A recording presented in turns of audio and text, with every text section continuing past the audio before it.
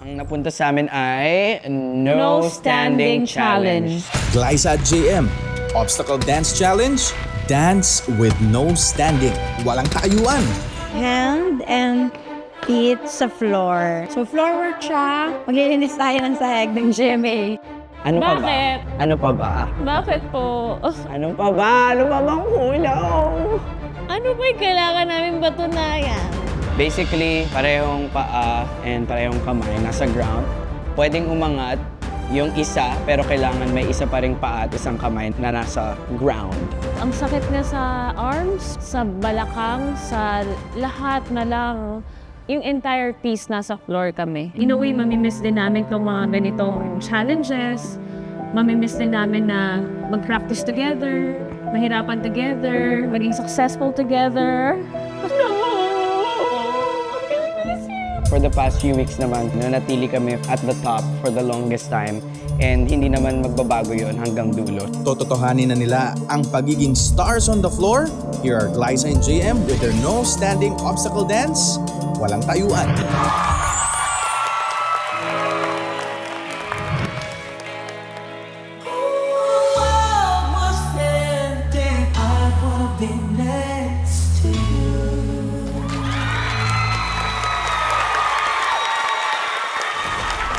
No Standing from JM and Glyza. Yan, kamusta yun? Kayo talaga yung literal na stars on the floor. Alam mo, sa totoo lang, pwede namang madali yung performance yung dalawa. Pero talagang palaging ayaw nyo ng safe yung ginagawa nyo. Gusto nyo talaga yung nasa-challenge kayo na gusto nyo kakaiba. At palagi nyo napupull off yun. Sobrang galing nyo as a duo, ha?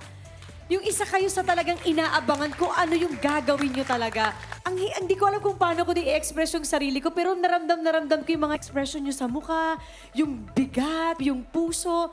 Pero literal, nagawa nyo ng tama at basta ang husay nyong dalawa. Ewan ko sa inyo. Thank you po. Hindi madali yun. Tsaka nakakahingal yun. Kasi mas nakakapagod pag nagpa-floorings ka compared sa nakatayo ka. Kasi mas nakakahinga ka ng tuloy-tuloy na maayos. Nakakuha ka ng technique, paano huminga.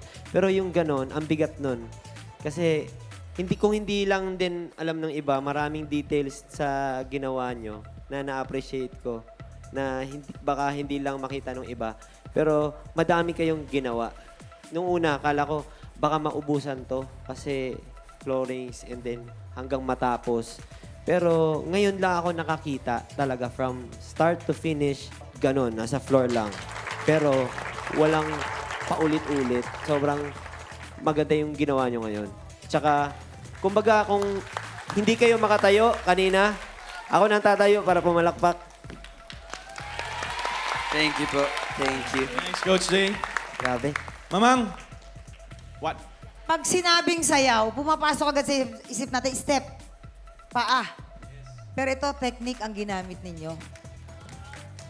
And lakas. No? Talino. Yun yung mga inano yung pinagsama-sama nyo, di ba? Tanungin ko lang si Glyza, nag-sink in na ba sa'yo na mahusay kang sumayaw? Tatanggapin Nag-sink ko in na po ba? yun, nag-sink in na sa akin. Kasi Very napakahusay din ng aking kaduo. Talagang ipagpapasalamat ko talaga kay JM yung energy niya, yung patience niya rin sa akin, at yung knowledge na binibigay niya rin sa akin para magawa ko po ito. Agree ako doon. Si JM talaga ang isa sa mga gem natin dito sa Stars on the Floor. Thank you po. Totoo yun.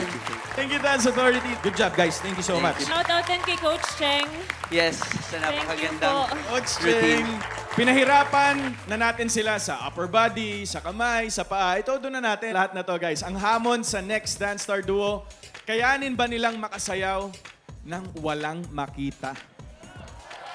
Yun naman tayo at papatunayan ni Rojun at Dasuri na kaya nila kahit anong challenge. At dito lang yan sa pagbabalik ng Stars on the Floor!